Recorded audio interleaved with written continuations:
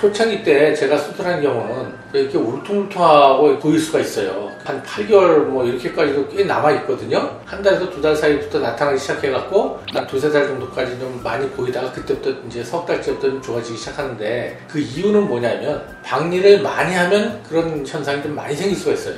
왜 그러냐? 박리를 많이 했으니까 수술 부위가 꽤 넓어지죠. 그러면 수술 부위에는 피도 보일 수가 있고 부기도 보일 수가 있고, 예를 들어서 부기도 짝짝이도 빠지죠. 그게 정상적으로 똑같이 빠지지 않거든요. 그러면 어느 부위는 좀 더 부어있고 어느 부위는 빨리 빠졌다, 이러면은 울퉁불퉁해 보이는 거죠. 그 다음에 유착이 좀 더 심하게 온 쪽, 적게 온 쪽 하면 유착이 많이 하면 좀 들어가 보일 거고, 뭐 이런 식. 그 다음에 이제 세 번째로 박리하는 과정에서 똑바로 이렇게 이분하게 같은 두께로 해서 정상적으로 들어가지 않고 이렇게 박리가 울퉁불퉁해지면 좀 약간 울퉁불퉁한 경향이 있을 수가 있는데, 그건 수술 기법이기 때문에 어느 정도 잘 하시는 분들은 상관이 없어요. 그러나 일시적으로 이제 아까 말했지만 부기라든지 흉살, 유착 이런 관계 때문에 좀 울퉁불퉁한 게 일시적으로 옵니다. 그래서 그런 거는 좀 환자분이 충분히 이해를 하고 수술을 받으셔야 돼요. 처음엔 되게 모양이 안 좋아 보이는데 박리를 좀 많이 한 경우는 나중에 보면 훨씬 더 결과가 좋습니다. 그 대신에 초창기 때는 힘든 경우가 있을 수가 있어요. 그래서 그거를 해결하는 방법은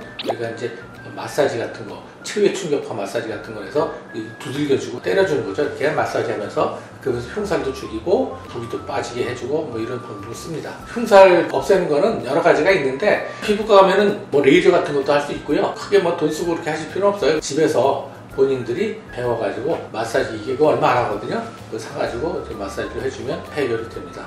시간이 가면 많이 좋아진다. 목고상술은 수술을 그냥 절개해서 박리 조금 하고 스킨만 당겨주면 뭐 큰 부작용이 없어요, 여기는. 그러니까 이제 단지 이제 흉터가 좀 있을 수 있다, 그거 하나인데, 활경근 같은 걸 좀 제거도 해주고 굉장히 범위를 박리를 좀 많이 해요. 왜냐하면 활경근, 세로목줄 좀 제대로 해결해줘야 되기 때문에. 그 다음에 이중턱을 해결해주고 옆에 턱 라인을 갖다가 좀 예쁘게 해주려면 그 지방도 제거해야 되고 활경근도 제거해야 되고, 스마스층도, 스마스가 바로 활경근인데 그걸 같이 이제 그것도 좀 리프팅 좀 해줍니다. 그래서 그런 과정이 들어가기 때문에 이런 수술을 미숙하게 하면 문제가 좀 생길 수가 있어요. 왜냐하면 좀 깊은 부위이기 때문에 출혈도 많이 될 수가 있고, 출혈이 되면 그 부위가 유착이 되고 한참 동안 힘들죠.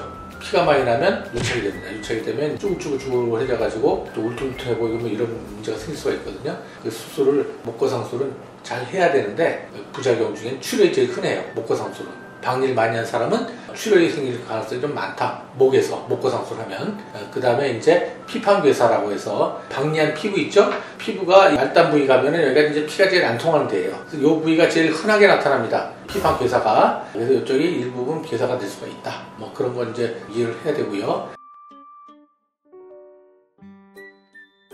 다양하게 나타날 수가 있죠. 좀 광범위하게 깊이 수술하시는 분들은 침샘이 좀 다치면 한참 동안 침이 막 이렇게 나와요. 한참 동안 이 놀고인 것처럼 이렇게 보이는 경우가 있을 수가 있고, 이쪽도 마찬가지 안면신경이 지나가거든요. 그러면 이제 신경이 좀 다칠 수가 있고, 또 감각신경이 귀 뒤로 또 올라갑니다. 이것도 다치면 감각이 떨어지고, 뭐 이런 것들은 박리하는 범위와 그 해부학적인 지식이 좀 충분하면 뭐 크게 문제는 안 됩니다. 그러나 올 수가 있는 부작용이다. 해결 방법은 어떤 게 있느냐? 신경 다친 거는 기다릴 수밖에 없어요. 그거는 이제 어떻게 해결할 크게 방법이 없는 거고요. 그것을 이제 조심해서 수술해야 된다, 이렇게 말씀드리고요.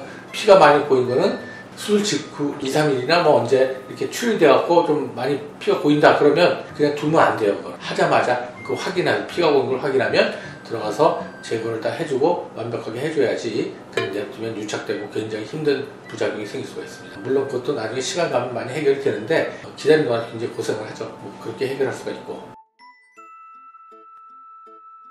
흉터는 절개선을 좀 잘 넣으면 눈에 잘 안 튀게 되는 거고요. 물론 절개선이 막 이런데 눈에 보이는 대로 들어가면 흉터가 좀 보일 수가 있겠죠. 그 다음에 이제 모발, 이쪽 속으로 들어가니까 그 모발이 좀 탈모가 될 수가 있다던데, 뭐 저 같은 경우는 뭐 그렇게 목고상술에서 뭐 탈모가 문제된 건 없어요. 그러니까 그것도 제가 아까 얘기 드렸지만 수술적인 방법을 잘 해서 정상적으로 잘 해주면 그런 부작용은 잘 안 생깁니다. 전체적으로 얘기 드리면 부위별로 수술 부위에 따라서 부작용이 조금씩 다르다. 일반적으로 같은 거는 우리가 흔하게 보죠. 흉터, 감각소실, 그 다음에 일시적인 울퉁불퉁한 그런 현상, 그 다음에 뭐 어떤 분들은 부작용 호소하면서 오셔서 해결해달라 그러는데 제 생각에 그건 약간 수술이 좀 미숙한 문제가 생기죠. 물론 뭐 얼굴 똑같은 사람 하나도 없어요. 그게 양쪽이 틀릴 수는 있는데 눈에 띄게 짝짝이 하려는 건 거의 없다고 보시면 됩니다. 뭐 그러나 그런 것은 가끔 가다가 비대칭 같은 게 올 수가 있다. 그래서 지금 제가 말씀드린 거 잘 듣고 충분히 이해한 다음에 수술을 받으셔야 됩니다.